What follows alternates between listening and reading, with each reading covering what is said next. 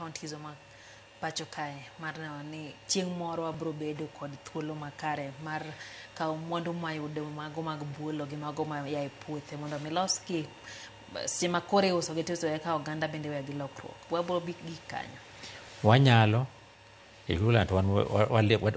wazembea kidogo wanyisi kidhi Makueni jomadhi Mombasa kose nitie joma pidho mawembe wasungu biro European winjre kodgi wadwa maembe this type and style tinde gipidho that type and style ikaw titero nyaka loka they benefiting iwinja kibiro ka Luoland Uyoma tinga tumoro kwa kwachi nyinge opidho maembe mang'eny kabisa but ngama kwenye onge koro ichama koro uso be matito be kethre lakini joma Makueni ka serikali the country make sure gikaw mawembe gistoy maber meet standards sitere loka jogo bodo pesa gi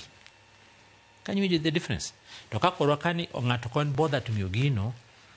nyawegi anodhi mbele mano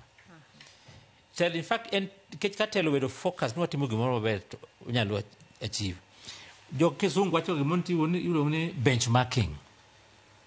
benchmarking ison adhi kamoro maneno ka jogo pidho maoyo maber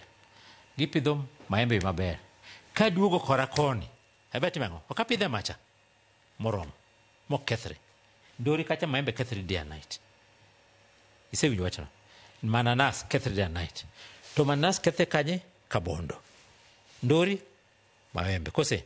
to kibiro Central Kenya koni kido mananas Kakuzi ka gimak maber kabisa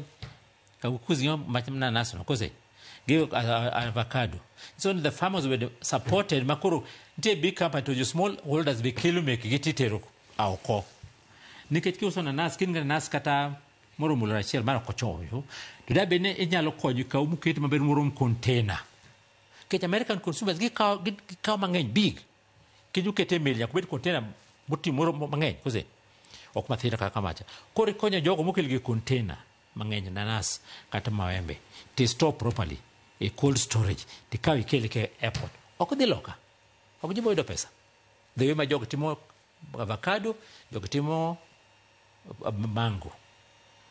koro based on that nyawego ken leadership ok pana ene same country Kenya arias ok wan kamoro leadership Felix Paroni